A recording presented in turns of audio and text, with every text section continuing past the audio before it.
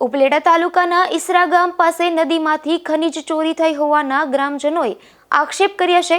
ભાદર નદીમાંથી ખનીજ માફિયાઓ દ્વારા પુષ્કળ પ્રમાણમાં રેતીની ચોરી થઈ રહી છે, ત્યારે આ મામલે યોગ્ય તપાસની માંગ ઉઠી છે।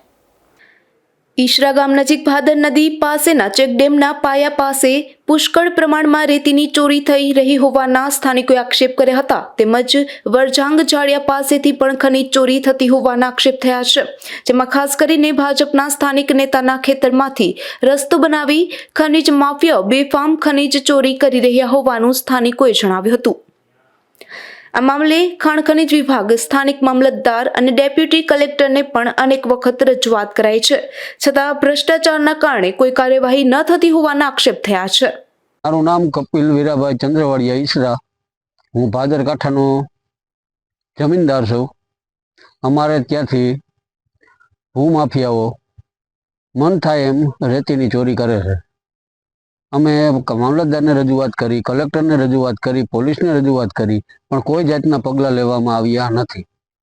જેથી કરીને અમારે હવે શું કરવાનું છે?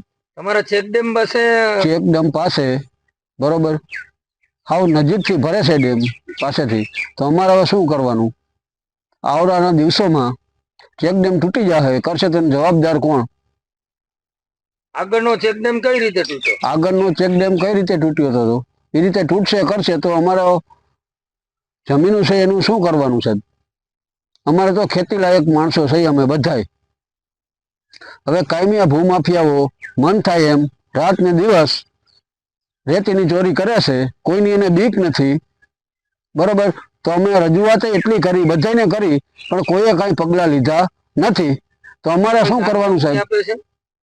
ધાક ધમકી આપે, બધું કરે છે, તો અમારે હવે આગળની કાર્યવાહી કરવાની શું? અમારે કેની પાસે જવું? જોકે આ મામલે કોંગ્રેસે સવાલ ઉઠાવ્યા છે, ત્યારે કોંગ્રેસ કાળમાં અને અગાઉ પણ આ ખનીજ ચોરી ચાલુ જ હતી, ત્યારે કોંગ્રેસને કેમ ન દેખાય તેવા સવાલો ઉઠાવી સ્થાનિકોએ આ મામલે રાજકીય લોકોની દખલ અંદાજીથી નહીં, પરંતુ યોગ્ય અને તટસ્થ તપાસ કરી કડક કાર્યવાહીની માંગ કરી છે। સરફરાઝ કોડી, ગુજરાત ન્યૂઝ, ઉપલેટા।